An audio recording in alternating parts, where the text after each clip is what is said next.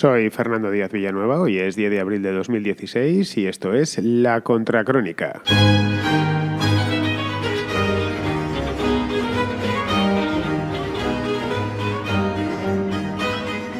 Yo no sé si Pedro Sánchez es tonto, si se lo hace, si es que le pone esto de hacer el ridículo, o si es de los que les gustan que les meen encima, porque la cosa ya ha derivado a tal nivel de degeneración que nos salen hoy domingo, diciendo que no hay ningún problema, que a pesar de todo lo que sucedió en los días precedentes, ellos siguen dispuestos a firmar un acuerdo con Podemos.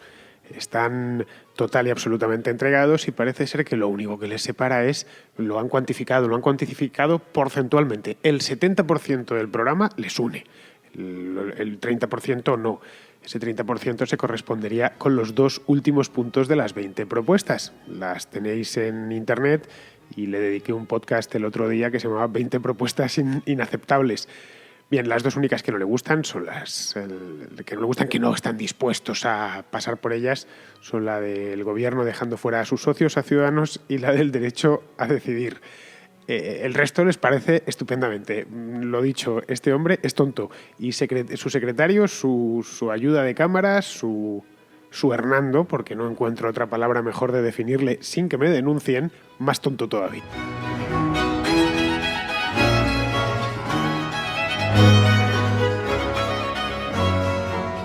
Como decía, los socialistas encuentran un gran margen, ha dicho textualmente Antonio Hernando, un gran margen de acuerdo y solo dos oposiciones claras en los puntos 19 y 20, que son los relativos a la composición del gobierno y al derecho a decidir de Cataluña, se entiende, porque no se habla del derecho a decidir de los demás. Si volvemos al punto número 19, que el otro día ya lo comentaba, dice el documento que presentó, la 19ª propuesta que presentó Podemos, decía que, dado el bloqueo de las posiciones en relación a esta materia, desplazamos el ámbito de la negociación para la resolución del encaje de Cataluña en España al ámbito de una mesa de negociación integrada por En Comú Podem y Partido Socialista de Cataluña, comprometiéndonos a asumir como propio el acuerdo que ambas fuerzas alcancen.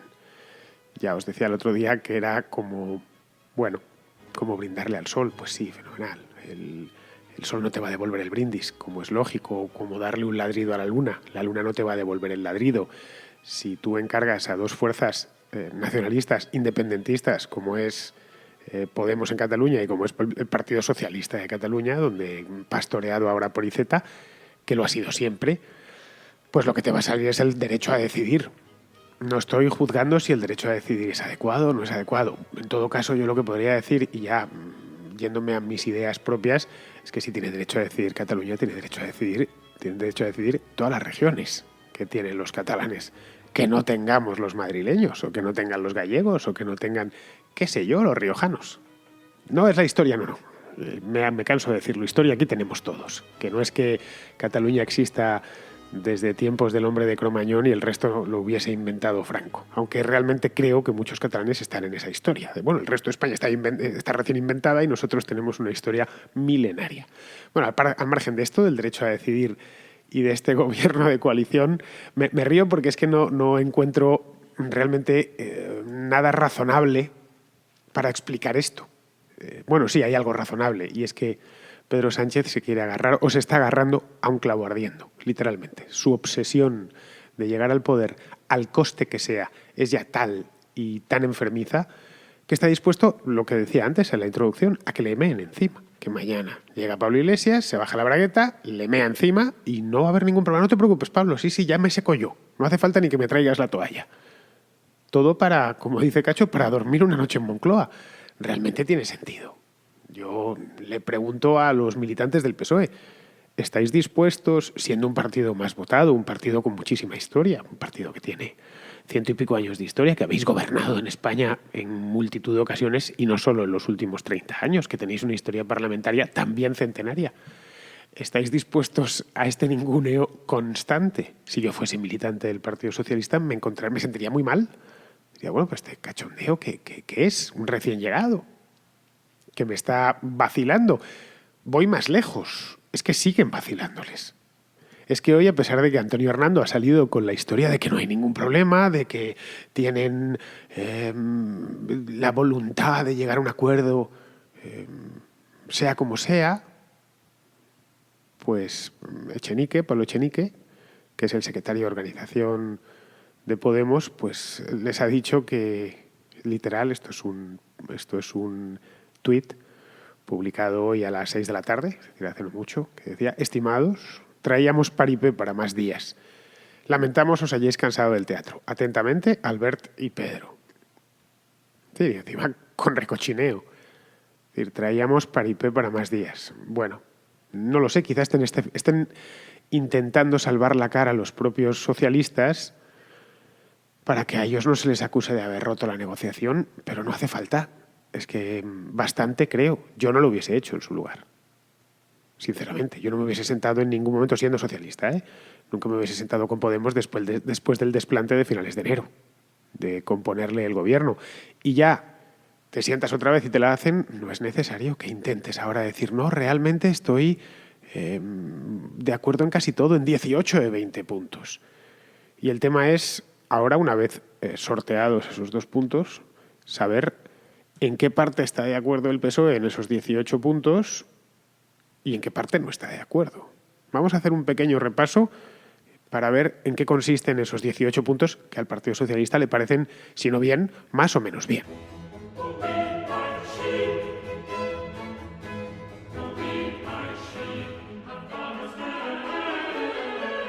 De las 20 propuestas podemitas de la semana pasada, unas cuantas, o casi todas, bueno, todas en general, eran como muy de izquierdas, ¿no? Como muy reaccionarias.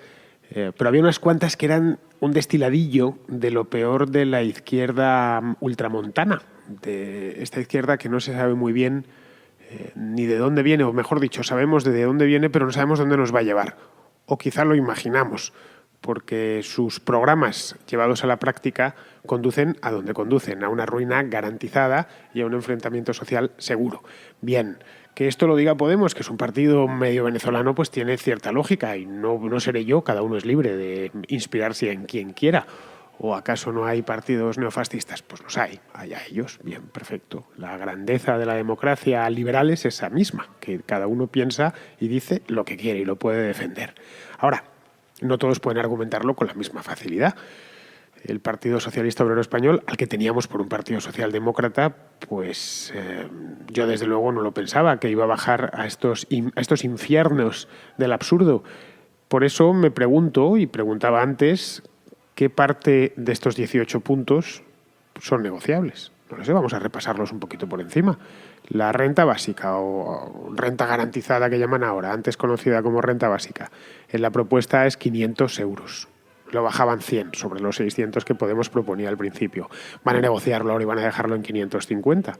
Esos 500 habían estimado el coste en 8.600 millones de euros. 550 serían unos pocos más, pero aún así, ¿de dónde los van a sacar? Pregunto.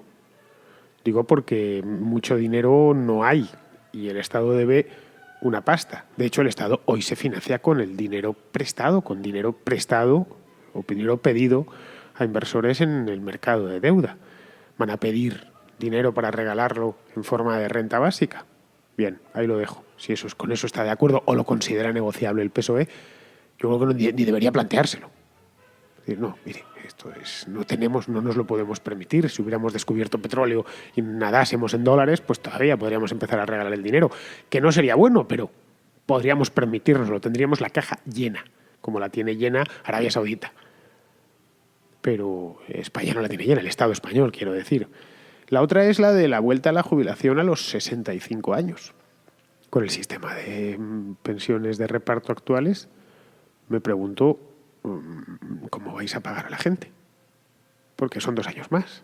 Cada año entran cientos de miles de españoles en edad de jubilación. De hecho, lo de pasarlo a los 67 era un parche, una quiebra parcial, de las que he hablado en alguna ocasión. Podéis devolverlo a los 65 o, ¿por qué no directamente lo bajáis a los 60 o a los 58? Total, puestos a las rentas básicas, casi que mejor a los 40. ¿Qué digo? Ni 40 ni niño muerto.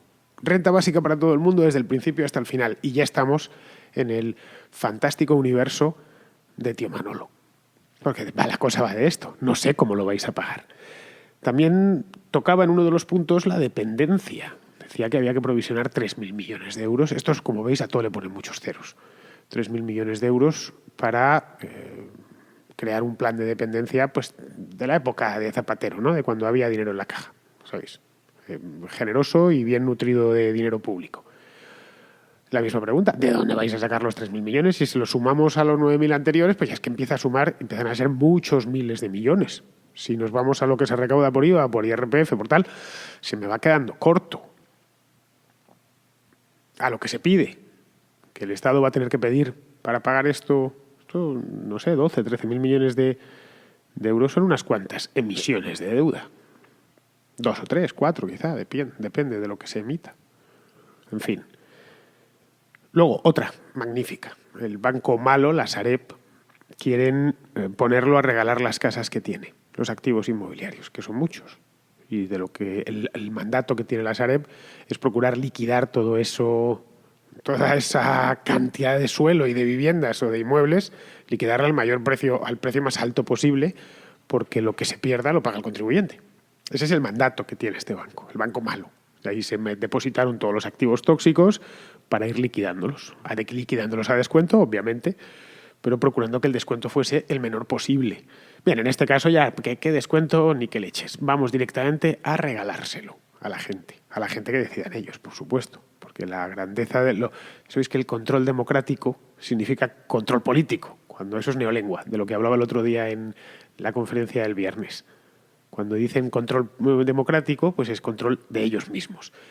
Bien, decir que, como decían el otro día en el documento, que la Sareb tiene que convertirse en un instrumento de gestión de un parque público de viviendas para alquiler, garantizar agua, luz y gas a las personas en situación de vulnerabilidad y regular la dación en pago retroactiva.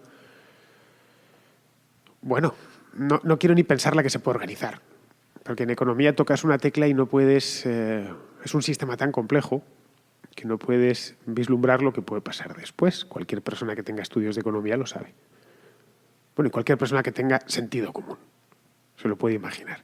¿Qué es la situación de vulnerabilidad? La van a negociar también. No, yo es que estoy vulnerable. Realmente en situación de vulnerabilidad estamos todos, ¿eh? Toda la especie humana. Puede mañana caernos un meteorito, pasar una tragedia, que nos pueden invadir los extraterrestres. Unos están en una situación de vulnerabilidad mayor que los otros. Ellos van a poner el límite. Y por de pronto a quien decidan que es vulnerable le van a enchufar una casa de la Sareb que vamos a pagar todos. Porque es que esos son activos nacionalizados. No es que estén quitándoselo a una constructora y dándoselo a alguien. Dice, bueno, pues ahí le han hecho polvo a los accionistas de esa constructora, que si le hacen un roto muy grande terminará quebrando.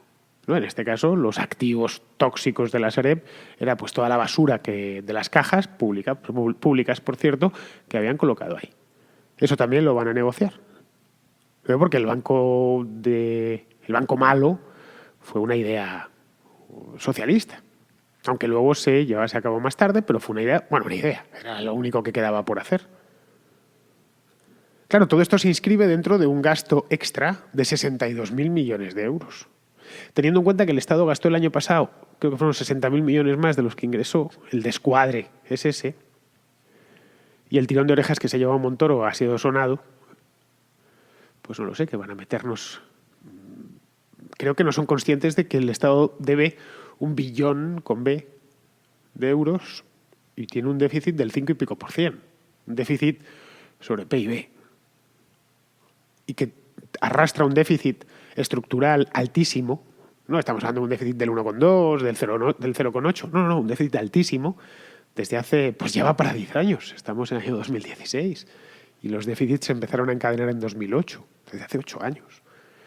Caray, Pedro, no hay dinero para hacer política, a no ser, claro, que ese dinero lo imprimas, pero si lo imprimes no es dinero, es papel, o son apuntes en cuenta.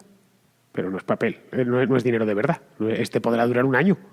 Y bueno, vamos a crear dinero nuevo y empezar a gastar, ¿no? Y entregárselo a la gente en forma de rentas básicas y entregárselo a la gente en forma de salarios de dependencia. Pero eso no significa que 12 meses después ese dinero valga lo mismo. Pero ¿no veis lo que está pasando en Venezuela? ¿No veis lo que ha pasado allá donde se ha hecho lo mismo? Digo, Aparte que habría que salirse del euro porque el euro no lo pueden imprimir, por más que ellos quieran. Tendrían que... Y no hay ningún mecanismo conocido para salir del euro. Pero bueno, quizá estos lo inventan. Ni del euro no ha conseguido salir ni Tsipras. Esto es la parte del gasto, la parte que es negociable. Joder, pues si esto es negociable. La otra sería la parte de política económica propiamente dicha. Es negociable derogar la reforma laboral del PP. Esto es cierto que lo venía diciendo desde hacía tiempo el propio Pedro Sánchez, que había que derogarla como fuese. Bueno, esa reforma laboral, me canso de decirlo, es de lo poquito bien que ha hecho el Partido Popular en estos 4 años, y derogarla significaría añadir desempleados a las listas. Es una reforma que, aunque no sea gran cosa, es la que va a hacer Hollande en Francia. Hollande no es precisamente un neoliberal salvaje. La va a hacer porque no le queda más remedio, no porque tenga voluntad. Hollande, pues que es un producto sorbonita, como lo es, de la escuela esta de administración de Francia, como lo es Pedro Sánchez o como lo era Zapatero, es decir, es un politicastro profesional. Probablemente lo que le gustaría es tener mucho dinero para poder gastar, y que los franceses pues tuviesen contratos blindados y que no los pudiesen despedir nunca. Claro, puestos a eso, sí, todos nos gustaría. Y que en lugar de ganar de promedio 1.000 euros al mes, pues ganásemos todos 7.000. Ahora, él entiende que es que o flexibilizas y liberalizas ese mercado, o el número de parados va a seguir aumentando, especialmente de gente joven, que en países como España o como Francia no encuentran manera de empezar su vida laboral. No digo de continuarla, que eso es el problema que tienen los de 40, los de 45, los de 50 años. Empezar su vida laboral. Eso sí que es un drama. Es una auténtica tragedia lo que está pasando con la gente de 19, de 20 y de 22 años, que no tienen manera humana de empezar. El Estado no se lo permite. Y no se lo permite, entre otras cosas, por las leyes de salario mínimo. En España el salario mínimo es de 600 y pico euros. Podemos decir que había que llegarlo a 1.000, sin importar la productividad, O sea, había que ser 1.000 porque lo decían ellos. Ellos saben, por supuesto, muchísimo más. Además, todos los que cobran el salario mínimo tienen que tener una productividad marginal descontada igual. Es fascinante la arrogancia de esta gente. Bueno, pues no, que se tiene que ir a 900 euros. Bueno, si el derogar la reforma laboral generaría paro, el salario mínimo interprofesional de 900 euros por cojones sería una fábrica de desempleados. Los empezaría a fabricar la economía española en serie desde el día 1 en el que entrase en vigor ese salario mínimo interprofesional. Muchos pasarían a ir a trincar la renta básica y otros directamente al subempleo, es decir, a la economía sumergida y a resolver como resuelve la gente desde hace 60 años por las calles de La Habana. Estas son las consecuencias. Yo siento decirlo, de verdad que no me gustaría que tuviese que ser así. Es decir, preferiría vivir en el país de nunca jamás como Peter Pan, en el que, por cierto, cuando yo tenía 6 o 7 años creía. Coño, pero es que tengo 40 y sé que 2 y 2 son 4. Tengo la misma edad que Pedro Sánchez, la misma que Pablo Iglesias. De sentido común, cualquier persona sin cualificación lo sabe. Cualquier autónomo, cualquier tipo que haga fontanería por las casas lo sabe. Cualquier oficinista. ¿Por qué se empeñan en aplicar a la gran economía o a la macroeconomía criterios distintos a los de la microeconomía? ¿Por qué endeudarse en casa está mal y en cambio endeudar al país está bien? ¿Por qué si vas pillado con el sueldo no debes comprarte ese coche que te gusta tanto porque no llegas y en cambio si eres presidente de un país sí puedes gastar mucho más de lo que ingresas y además todos los años, como si fuese un derecho? Son estas cosas que me hacen plantearme el raciocinio de esta gente. Bien, estas son cosas que están o que van a negociar, que según Antonio Hernando son negociables y con las que tienen cierta sintonía, en las que encuentran, y cito textualmente, posibles puntos de encuentro. Me gustaría que detallasen cuáles son los puntos de encuentro, porque si encuentran puntos de encuentro en estos disparates, que he destripado un poquito en el poco tiempo que me da el podcast, es que estamos francamente jodidos, pero mucho, mucho. Si con esto se van a presentar a las elecciones generales de junio, se va a presentar el Partido Socialista, no sé qué va a ser de nosotros, ¿eh? Es decir, ahora sí que yo el caos. Puede el Barba salir a la palestra y decir, vosotros veréis, pero soy malo, pero dentro de esta ciénaga soy el monstruo menos espantoso. De verdad, me gustaría, sinceramente, me harto de decirlo, tener otra izquierda en España. Que me gustaría también tener otra derecha, pero se lo he dicho muchas veces, pues me gustaría tener otra izquierda. Una izquierda más parecida a la alemana, más parecida a la de los países civilizados. Y no esto. Que no es que no tengan juicio, es que no saben matemáticas. Algo tan elemental como eso.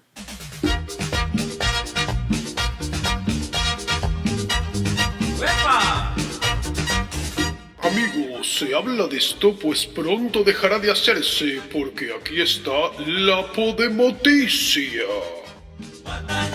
Sé que llevo muchos días sin traer o traeros Podenoticia. No ha sido algo intencionado, simplemente que había otros temas y que me comían el tiempo del podcast. Hoy no tengo propiamente una Podenoticia, pero tengo una cosita muy similar, venida directamente de la madre del cordero, de la misma Venezuela. Lo he leído en ABC hace un ratín y me he pegado una carcajada. El titular de ABC dice literalmente: Maduro reta a Rajoy donde quieras, cuando quieras y como quieras. Bien, el presidente de Venezuela emplaza al presidente del gobierno español a debatir, así, lo ha dicho así, debatir públicamente sobre las condiciones de vida de sus países. Lo que le ha dicho Maduro, voy a poner acento venezolano para darle mayor autenticidad, le ha dicho: ya lo sabes, Rajoy, donde quieras, cuando quieras y como quieras, un debate público para comparar el desastre al que tú has llevado a España, la tragedia humanitaria y los logros de la revolución bolivariana. Fin de la cita. Bueno, sé que estáis riendo en este momento. No sé si lo hubiese dicho otro, podría, incluso Evo Morales, cuya economía no se ha despeñado, podría decir algo, podría agarrarse a algo. O que esto lo hubiese dicho Chávez en 2010. Podría escudarse en algo. Pues sí, mi país viene creciendo aquí al tanto por ciento al año y no sé qué. Hemos acabado con la pobreza. Pero que lo diga ahora. A mí me gustaría ver ese debate. En serio, me encantaría verlo. Un debate a calzón quitado, es decir, que pudiesen los dos ponerse delante y pudiesen empezar a sacar datos. Lo que no sé, no estoy seguro es si ese debate lo darían en Venezuela, si lo darían por Venevisión. Lo dudo muchísimo, porque se quedaría tan en bolas el presidente de Venezuela que no tendría manera de defenderse. Primero, porque no es muy listo. Y segundo, porque defender la gestión del gobierno bolivariano hoy por hoy, en abril del año 2016, es una tarea titánica, poco menos que imposible. Ni siendo el tipo más habilidoso del mundo consigues defender ese desastre, porque lo de Venezuela, para dolor de los venezolanos, sí que es un desastre. No voy a entrar ahora, porque me voy a despedir en un momento, no voy a entrar ahora en cómo está el país, simplemente que miréis el desabastecimiento, la inflación, la persecución sistemática al opositor, los problemas severos en los hospitales. Eso es un desastre, una tragedia humanitaria. Hace muchos años me comentaba un amigo, liberal como yo, me decía: tú fíjate que los comunistas siempre de lo que acusan lo perpetran. Me quedé escuchándole. Os estoy hablando de esta conversación, tuvo lugar hace no menos 15 años. Gobernaba Aznar en aquel entonces. Y me quedé pensativo y lo anduve dando vueltas y es cierto. Exactamente de lo que te acusan es lo que están haciendo ellos. Pero con una precisión milimétrica, lo que ellos están haciendo. Pues bien, en este caso, podenoticioso de Nicolás Maduro es tal cual. Le ha dicho el comparar el desastre al que tú has llevado a España, la tragedia humanitaria y los logros de la revolución bolivariana. Bien, lo siento por la risa, lo siento por los venezolanos, porque es que para ellos no hace ninguna risa, pero es realmente un histrión este tipo, un histrión maligno, pero un histrión, no sé qué tienen los líderes bolivarianos, le pasó a Chávez y ahora le pasa con bastante menos gracia a Maduro, que han elevado el nivel del discurso a tal grado de estupidez y de absurdo que uno no sabe si está oyendo a un político en ejercicio o a Charles Chaplin en El Gran Dictador. Una cosa así, bueno, esto lo tiene que estar diciendo en broma, esto se lo han guionizado. Vamos a hacer humor del absurdo, vamos a hacer pirandelismos, vamos a poner a decirle esto, en un momento en el que Venezuela está al borde mismo del colapso, si no literalmente colapsada ya. Bueno, queridos amigos, aquí termino el podcast de hoy domingo y espero que mañana venga el día sabrosón para comentároslo aquí en la Contracrónica. Hasta mañana.